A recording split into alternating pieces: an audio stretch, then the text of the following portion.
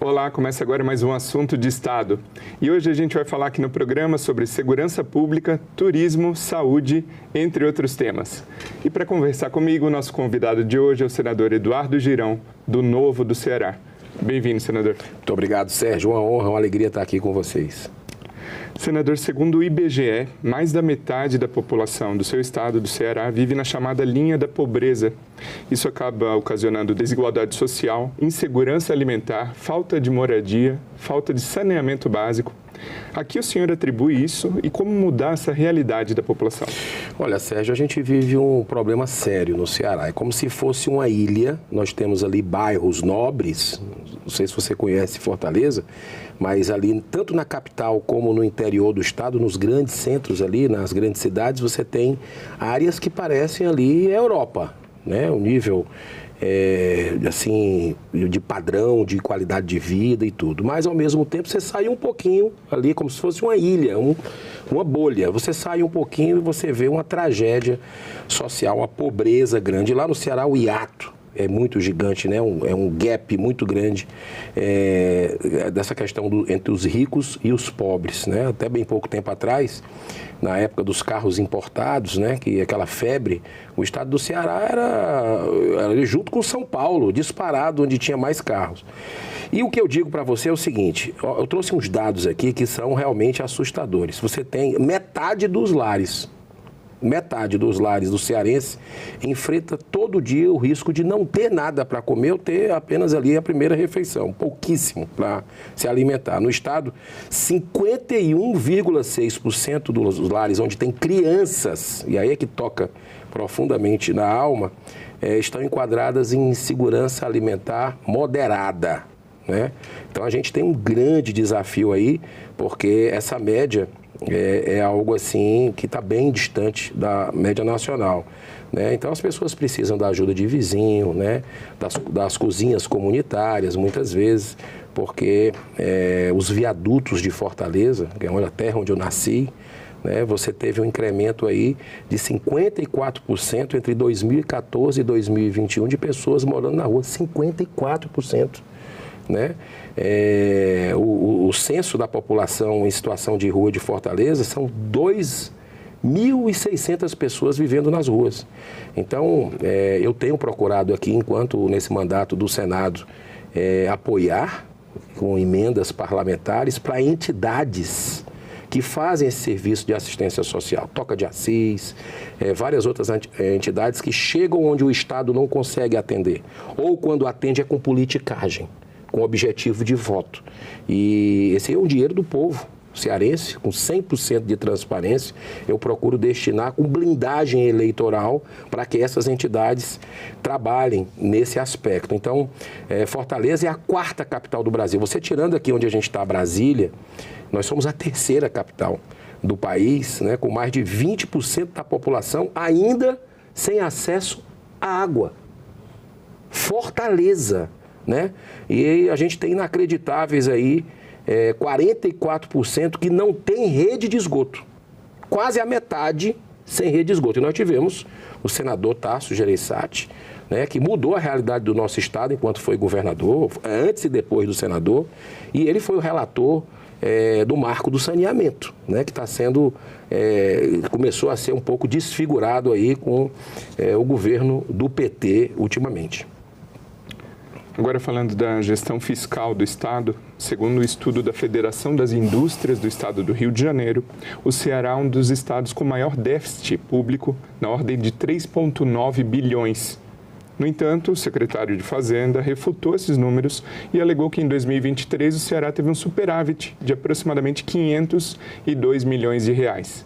Qual que é a situação econômica do Estado? A situação não é boa, né? Eu acho que o grande problema da turma do PT não sabe administrar, não tem a noção do equilíbrio fiscal, respeito ao dinheiro do contribuinte que paga imposto com muita dificuldade, com o suor do seu trabalho. Eu trouxe também alguns números para a gente ver, mas eu vou começar com um que para mim é uma falta de respeito ao cearense.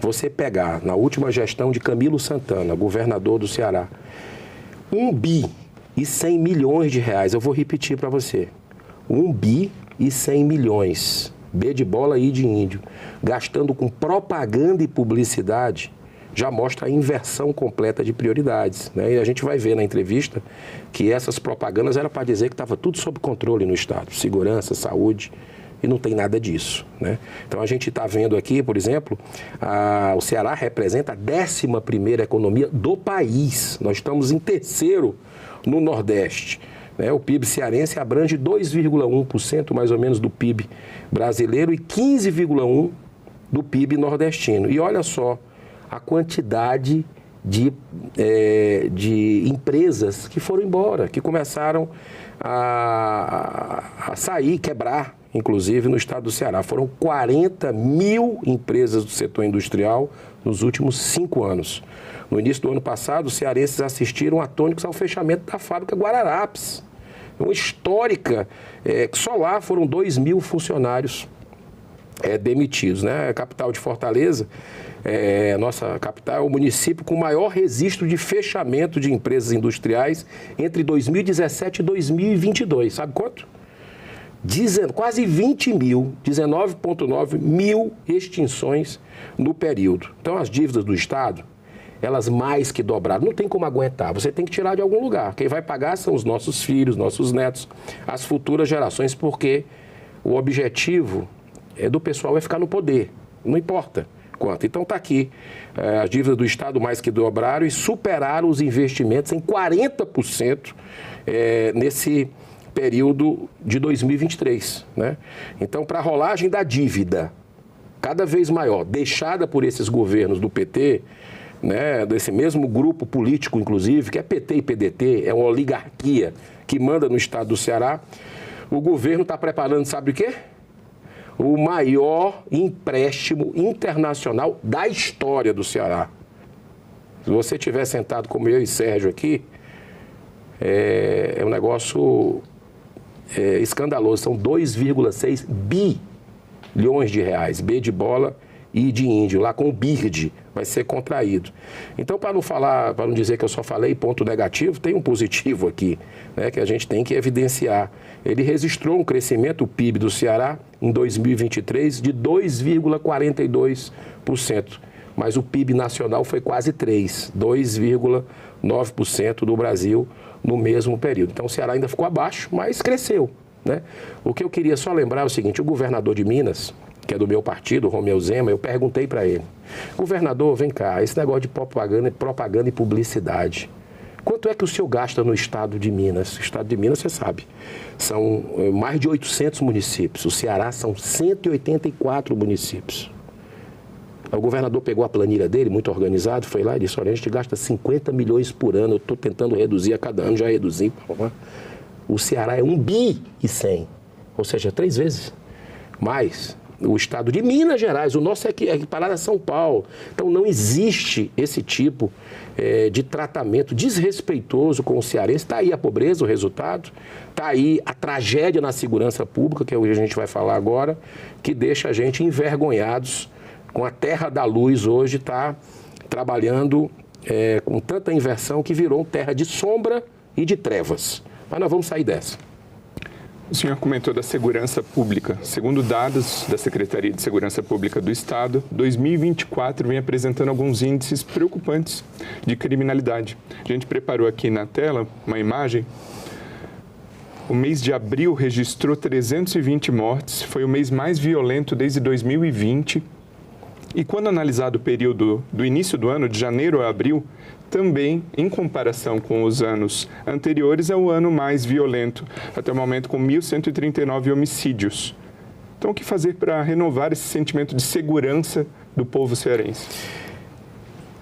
Olha só a situação do estado do Ceará, a terra da luz. Você sabe por que é terra da luz, né? Nós fomos o primeiro estado a libertar os escravos 4 anos antes da Lei Áurea, mas a gente vive esse momento de sombras. O estado do Ceará, segundo os dados da Secretaria de Segurança Pública, no período de 2004 a 2021, 53 mil pessoas, mais 53.529 vidas, com pessoas que amam. Não imagina o trauma de crianças, de esposas, foram assassinadas no estado do Ceará. Você lembra da Guerra do Vietnã? Você é muito novo. Mas foram 58 mil soldados americanos que morreram na Guerra do Vietnã. Nós vivemos um estado de guerra, uma pandemia que no estado do Ceará já passou Covid e tudo, e nós estamos com o estado do Ceará aí perdendo apenas para Pernambuco, com relação ao índice de morte. Rio de Janeiro também, e nós temos lá essa tragédia humanitária acontecendo. As facções criminosas tomaram conta do estado, a omissão do estado do Ceará. Você tem famílias inteiras sendo expulsas de casa, mas as matérias estão aí. A mídia independente, que ainda não vamos dizer, calada, porque o governo está, inclusive, tomando medidas para calar o que é publicado no Diário Oficial do Estado, intimidando jornalistas, colegas seus, e eu tenho denunciado isso na tribuna do Senado, mas os veículos independentes que ainda tem no estado do Ceará, eles mostram as imagens das crianças deixando a mochila correndo, porque a facção diz o seguinte: você tem 4 horas para sair da tua casa dela, 4 horas. E aí é um corre-corre, pega o que tem no armário e tal, e aí fica a mochila com os livros caídos no chão. E para você entrar em bairros, à luz do dia, você tem que pedir autorização para entrar em bairros, tem que baixar o vidro do carro. É normal, Uber. Você pode perguntar quando você for lá em Fortaleza.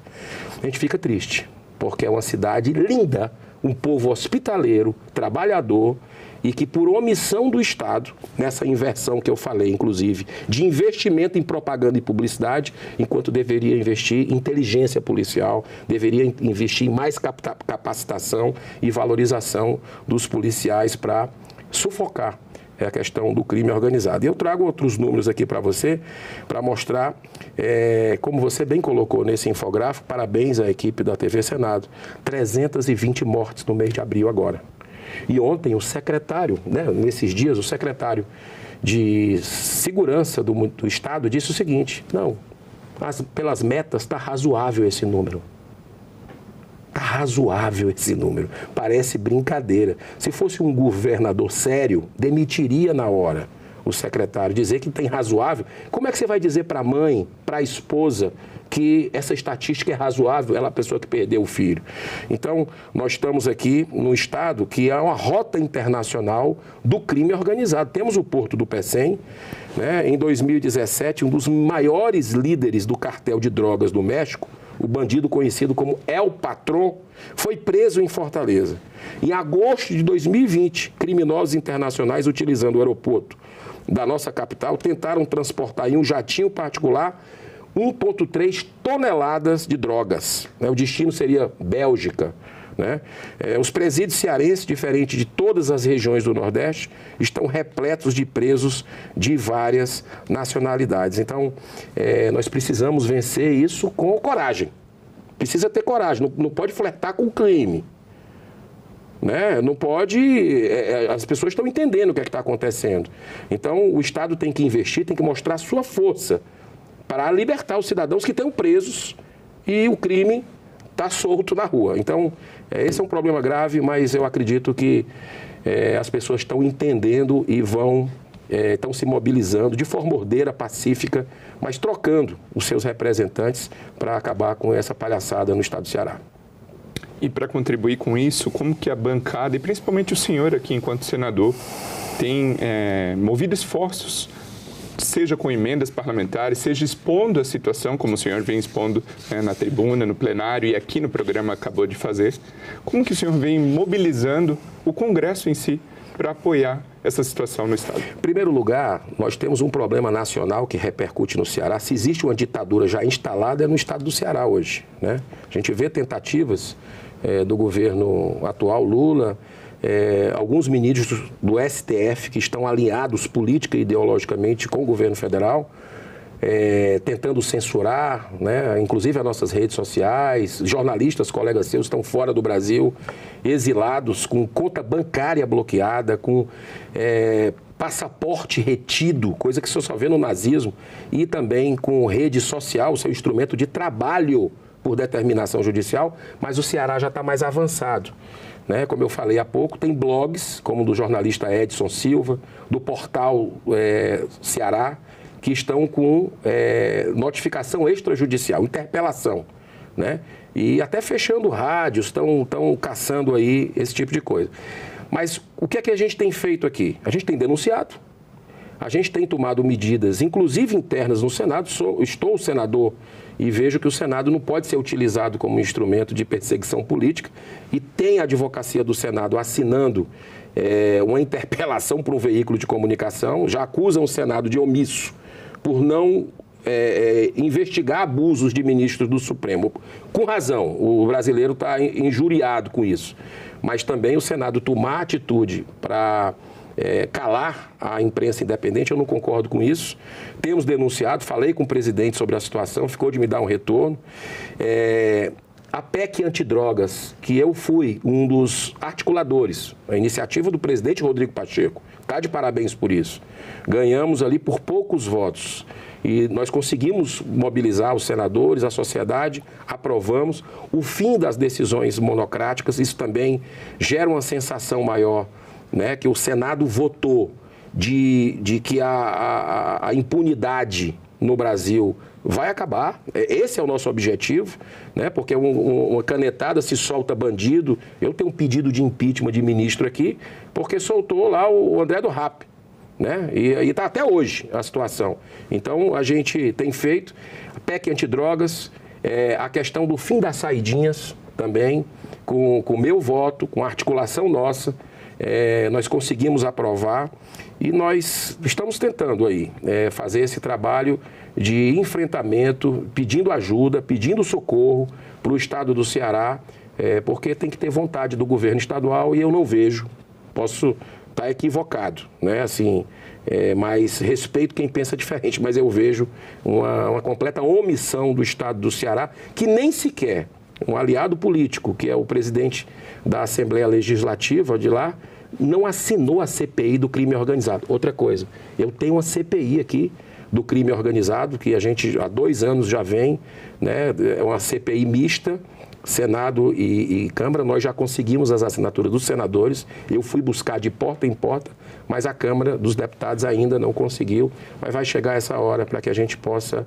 enfrentar, já que o estado do Ceará não quis fazer isso alguns anos atrás, com o próprio presidente da Assembleia não assinando a CPI do crime organizado. Agora, senador, esse problema da segurança pública acaba afetando outro setor muito importante para o Estado, que é o turismo, que contribui com a geração de emprego e renda para a população. Então, qual que é a estratégia para atrair os turistas para o Ceará? O Ceará é lindo. É um estado que você tem lá praias maravilhosas, sertão, as fazendas de cultivo lá, de frutas, enfim, temos serra. Quem não lembra do Jô Soares falando que sentia frio lá em Guarabiranga, lá na Serra do Ceará? Então, nós temos tudo do bom e do melhor. Uma estrutura boa, mas falta segurança. A segurança impacta diretamente nessa questão. Eu quero deixar muito claro aqui que eu vejo movimentação no meu estado. E a gente sabe do lobby poderoso que atua para liberar cassino e bingo. Isso vai trazer mais problemas do que soluções, não gera emprego, não gera renda. E nós temos um problema no Ceará, que é a prostituição infanto-juvenil, de muitos anos, né? Teve CPI sobre isso. E como é que o cara vai acordar na França? Eu quero jogar. Ele tendo cassino ali do lado, em todos os países da Europa. Não, vou jogar lá em Fortaleza. Ele não vem para jogar, ele vem para outra coisa. Não faz sentido isso. Então, além de endividar o brasileiro, porque as pessoas... Você tem uma ideia, Sérgio? Eu votei contra essa questão de apostas esportivas. Eu fui presidente do Fortaleza Esporte Clube. Sou apaixonado por futebol. E saiu no Datafolha, uma pesquisa agora do mês anterior, de março, que R$100 do Bolsa Família, em média do brasileiro, já está sendo consumido com aposta esportiva. Olha só o problema que nós geramos para o Brasil. Isso é a pontinha do iceberg. Eu sou procurado pelas pessoas nas ruas. Eu sou um parlamentar que vou para os bairros, vou para o mercado, vou para as praças, converso com gente de esquerda, gente de direita, gente contra o governo, a favor do governo. As pessoas dizem, eu estou perdendo tudo. A minha produtividade caiu, eu estou perdendo o emprego, já tentei contra a minha vida. Então, é um drama. E esse não é caminho para turismo. Caminho para turismo é investir em infraestrutura, investir em segurança. Aí sim, o estado do Ceará está preparadíssimo. Só para você ter uma ideia, no Brasil, as atividades turísticas em 2022 anotaram um avanço, sem jogo, de 29, quase 30%. Né? O fluxo turístico do Ceará em 2022 foi de 5.748.000 pessoas. Né? Quando a gente compara esses números com o ano de pandemia, existe um crescimento. Mas ano de pandemia estava tudo parado. O governo está numa falácia que o turismo está crescendo no estado do Ceará, e isso não é verdade, porque você pega aqui, o estado do Ceará teve um tombo de cerca de 20% do número de desembarques de turistas, se você pegar aqui o período de 2018 e 2019. Então, é muito importante que a gente revitalize a cidade, o Monsenhor Tabosa, o nosso comércio, né? Nós temos áreas ali no Dragão do Mar, que você tem uma área cultural fantástica, mas não tem segurança, e que a prefeitura faça seu papel da capital, não inventando negócio de taxa do lixo, não inventando mais tributos. O empreendedor, e tu sabe que você é de uma terra que eu admiro muito, que é Joinville, inclusive referência em educação, em produtividade, mas o estado do Ceará está aumentando imposto. E a ICMS, e as pessoas estão sufocadas. O cearense, ele é nato, é do sangue da gente. Dizem que é o judeu do Brasil, porque é muito empreendedor, né? Criativo, trabalhador, né? Só que ninguém aguenta pagar a taxa do lixo, aumentar o ICMS, é só querendo aumentar a taxa. É o resultado de uma oligarquia, PT e PDT, que tem feito esse estrago na Terra da Luz. Agora, senador, falando em saúde, como que o senhor avalia a situação de infraestrutura da saúde do seu estado e também o acesso e a qualidade dos serviços? Só para te contar um caso, 3 semanas atrás, eu fui visitar, porque como a gente investe no terceiro setor bastante, eu acho que é um dos mandatos que mais investe, sem orçamento secreto, só com as emendas constitucionais, eu fui na Fundação Pestalozzi, lá em Fortaleza, e conversei com as mãezinhas que estavam esperando e tal.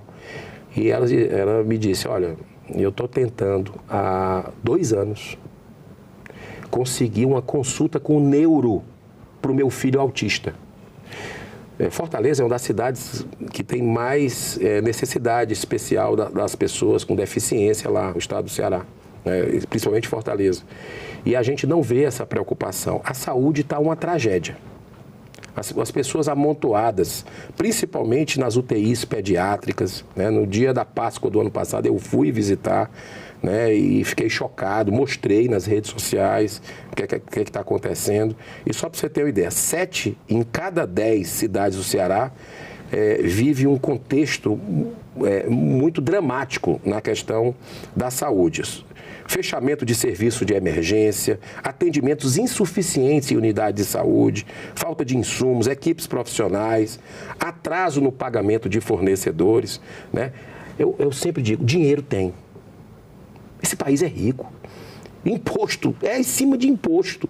E dinheiro tem, que falta é gestão profissional. Se tivesse menos politicagem, se colocassem técnicos, médicos, pessoas que com administração nas UPAs, nos UBSs, a gente teria uma situação diferente para atendimento humanizado, sem um passar na frente do outro, porque é amigo de vereador, né? Eu acho que a gente precisa ter humanidade, e isso que a gente gostaria de ver e que nós estamos trabalhando nesse aspecto, investindo. Eu faço questão de visitar cada centavo de emendas que a gente manda. E eu mando para a PT, eu mando para os 184 municípios já receberam, né, emendas do nosso. E como é 50% na saúde, no mínimo que a gente tem que investir, eu compro muito equipamentos para hospitais e vou lá visitar, né? Então, é impressionante como a gente vê o quanto distante nós estamos. E de poucos limões dá para fazer uma limonada. Falta vontade política, falta realmente pensar nas pessoas, cuidar delas, com responsabilidade com o dinheiro do contribuinte, porque dinheiro tem muito. Se tiver gestão, a coisa vai para frente rapidamente com atendimento de qualidade. Esse ano de 2024, o Senado celebra 200 anos da sua existência. Queria saber da opinião do senhor, quais são os fatos mais relevantes para o estado do Ceará que passaram aqui na casa e como o Senado pode continuar atuando para atender as demandas do povo cearense. Em primeiro lugar, olha só a coincidência, a bandeira aqui do estado do Ceará, parecida com a bandeira do Brasil, no ano histórico, 200 anos do Senado. Eu tenho o privilégio de estar aqui servindo ao meu estado. E eu acredito que o Senado, ele aos poucos está acordando, né? A população está gostando de política, está cobrando os seus representantes, nós somos cobrados e eu, como eu fui presidente de clube, eu gosto muito de fazer esse teste. Eu digo, você conhece 5 jogadores, dá o nome de 5 jogadores da seleção brasileira, Canarinha. As pessoas têm dificuldade, eu mesmo tenho dificuldade, eu que gosto de futebol. Agora pergunta 5 nomes de ministros do Supremo. Todo mundo sabe, popularizou, né? Tem alguma coisa errada, mas isso é bom. Isso é bom porque é o brasileiro vendo o que é importante para ele e que os destinos dele estão nas mãos da política. E aqui o Senado Federal nós somos só 81.